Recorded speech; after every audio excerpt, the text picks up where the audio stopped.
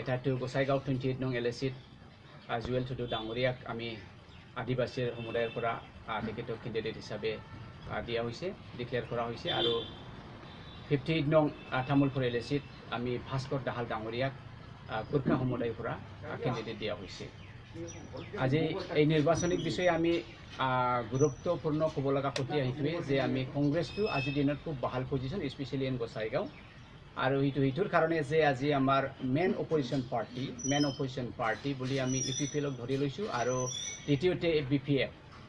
এতিয়া BPFৰ প্ৰধান হাগ্ৰামা ডাঙৰীয়াই যোৱাকালি প্ৰেছ মিটৰ যোগেদি ঘোষণা কৰা মতে তেখেত BJPৰ লগত মিত্ৰজোঁট হৈছে, কিন্তু অফিচিয়েলি ডিক্লেয়াৰ হোৱা নাই।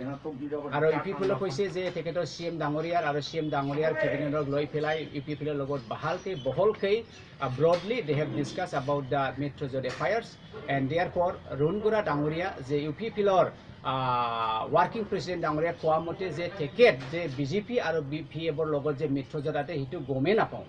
আৰু হাগ্ৰামা নিজে প্ৰেছ মিটত কোৱা মতে এনেকুৱা লাগিছে যে যেতিয়া নেকি সাংবাদিকসকলে সোধে যে এতিয়া UPPLৰ পৰা মিত্ৰজোঁটৰ পৰাই যদি UPPLৰ পৰা কেণ্ডিডেট দিয়া হৈছে জিৰণ বসুমতাৰী ডাঙৰীয়া, আপুনি BPFৰ পৰা ধ্ৰুৱ কুমাৰ ব্ৰহ্ম নাজৰেক দিয়া হৈছে, এইটো কোন লজিকত হৈছে? তেতিয়া হাগ্ৰামা ডাঙৰীয়াই নিজে কৈছে যে আমি UPPL এটা ইণ্ডিপেণ্ডেণ্ট পলিটিকেল পাৰ্টি, আমি তেখেত কি ডিচিশ্যন লৈছে কি ডিচিশ্যন লোৱা নাই আমি একোৱেই গম নাপায়।